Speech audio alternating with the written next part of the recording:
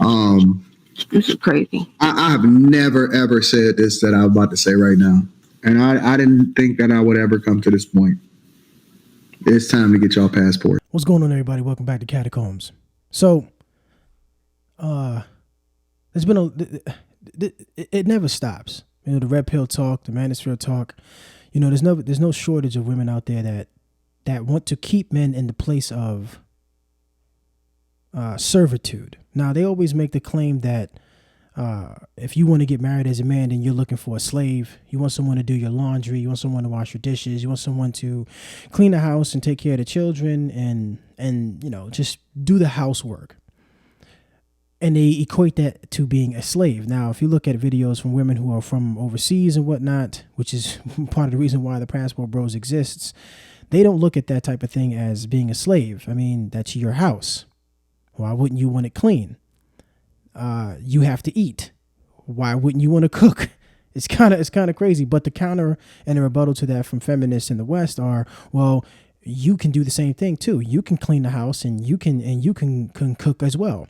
And you know, to a degree, they would be correct if that man wasn't working the way he was working. Now, granted, there are women out there that are working 40 hours a week as well, but men typically would work more than that. Typically would work more than women as far as hours worked per week. Now, if a woman works 35 to 40 hours a week, full-time work, and a man works 50 to 60 hours a week, who do you really expect to clean up the house more often? The woman, the person? I wouldn't even say the woman. Let's take the gender out. The person who is working the most hours honestly should not be the one cooking and cleaning half the time as the person who's working less time. You see what I'm saying? It just doesn't make any sense. If I'm working 60 hours a week and you're working 35 to 40, you have more home time than I do. So why are we debating this? You know? And it's not a slave thing. It's like if you're going to be a housewife, why is the person, if you're going to be a house partner, they like to use that word partner. I hate it, by the way. But if you're going to be a house partner or a housewife, why would you expect your man who's out there working however many hours he needs to work in order to bring home the bacon? Why would you expect him to come home and then help with the housework as well? There are women out there that expect that. Oh, and by the way, when that pipe breaks in the bathroom or underneath the sink, are you going to get down there and fix it? Or do you expect that man to fix it? When the trash needs to go out, do you expect to take it out or does your man take it out? When things around the house go break, is it you that fix it or is it the man that fix it? Now, let's say not all men know how to do a lot of housework as far as, you know, bending pipe and doing the plumbing and doing the hinges and stuff like that. But he can go ahead and call someone who does and pay for it. Now, let's say he actually does do the work. Is the woman helping him do that work? Is she doing half the lawn cutting? Typically not. She's not doing that. Typically, that's the man out there doing that. So why is it that he can't, if he's expected to do that, why can't he expect to get a home-cooked meal? Or, you know, a tidy house? I don't get it. It's kind of weird. It's part of the reason why the Passport Bros exist. And I need to understand this really quick, ladies, if you're listening to this.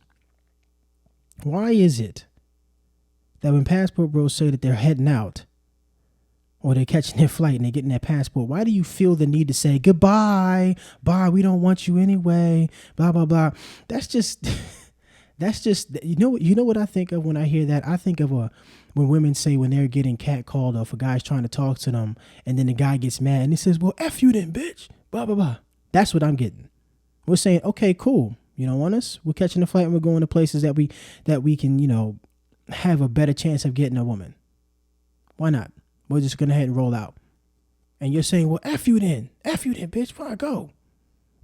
Shut up and just go. You know, that thing from Zoom to Thailand, the lady was like, why y'all got to talk about it? Why you got to say something? Why you got to say that you leaving? Well, the swirlers, the female swirlers, they're saying, well, we getting white men because they're better. Y'all tell us to our face how inadequate we are constantly. Even when you look at red pill content or manosphere content, there are whole channels dedicated to the disrespect of the men who are passport bros or the men who are just saying, who are calling out bad behavior. Y'all ever notice that when men call out bad behavior from women, the women respond back with personal attacks? They say, well, who hurt you? That type of question. They say, well, you must not be able to get no woman. You must not be able to get laid. Or you're lame, you're dusty, you can't even dress, or you don't know how to talk to women, but you're socially awkward. A lot of the men who are passport bros, when they go over and they have their videos and stuff like that, they don't really seem socially awkward to me. They seem like men who are quite talkative. The problem is that the women here aren't receptive. So they go to a place where they are receptive. Isn't that the very definition of go where you are celebrated? Why the hell would a person stay in an area where they are constantly being berated, disrespected, insulted, shamed, when they could just get their passport and book a flight and go to a place where they don't receive that kind of treatment? I don't get it. You know, the women here in the West, they want you to suffer. They want to be able to be the person inflicting the suffering on you. It's the craziest thing. They want you to suffer. That's the conclusion. That's why they really pissed off at passport bros or men who are, going their own way, or who aren't approaching women anymore. They call men like that who don't really approach women. They call them zesty. They call them gay. Hell, I've even been called that. I've been in rooms with beautiful women and didn't even try to approach or try to talk to them. All of a sudden, rumors go around that I'm gay. I'm gay because I didn't try to talk to you? Are you that arrogant? Well, by recent events, I would say yes, you're that arrogant. It's crazy to me, the level of vitriol that passport bros are getting. I saw a video. I cannot find it. I really wish I could. If I can, I'd insert it right here. I saw a video where a guy was saying that it dawned on him that the reason why women in the West are so pissed off with the passport bros is that it's not the passport bros themselves. It's their beta orbiters. The men who are around them who are stuck in the friend zone, pleading and praying and wishing that they be taken out of the friend zone and actually given a shot. They don't want those guys, the women don't want those guys to see the passport bros catching flights and letting them know that, hey, yo, my man, it really ain't that expensive. Get your passport, book a flight, and come over here. Experience it for yourself. Make a few trips. Pick a few different countries. It's not that expensive to travel. Women know this because they travel all the time. So they know it's not that expensive to travel. So, my man, instead of working all the time, instead of trying to deal with the women here, getting disrespected, getting insulted, getting shamed, getting shitted on, catch a flight. Have a good time elsewhere. Go where you are celebrated. We're telling you that you would be celebrated because the passport bros are being celebrated in certain areas. Now, there are dangers. Don't be stupid. But typically, when these men travel abroad, they typically find a level of peace and happiness to some degree. Well, more so than what they would get in the West. And these women are trying to cut those people off. They want those betas not to leave. They want to continue to get the validation and the attention that betas give them. They want to be able to continue to refuse those men because women get a thrill out of rejecting men. I remember seeing Facebook posts, plural, Facebook posts of women. This is a while back. I don't have Facebook anymore. But Facebook posts of women bragging about how they rejected this guy, rejected that guy, and not giving a F about a man's feelings or a guy's feelings. Mind you, I was a teenager. You see what I'm saying? So I'm like, yo, y'all really saying this? And this was back then. This was this was way before passport bro movement. Way before the whole manosphere really took a hold, and way before red pill and the men going their own way took a hold. These women don't want their cachet of attention to go away with the passport bros who are already gone. So they are shaming the hell out of passport bros. They're insulting them. They clap and jump for joy when something harmful happens to a perceived passport bro. They jump for joy and see, that's what's happening to y'all over there. Y'all talking about getting y'all passports. That's what's happening to y'all. Y'all going over there getting robbed, getting drugged. And those women over there, they gonna take advantage of you. Well, guess what? The women here take advantage of us.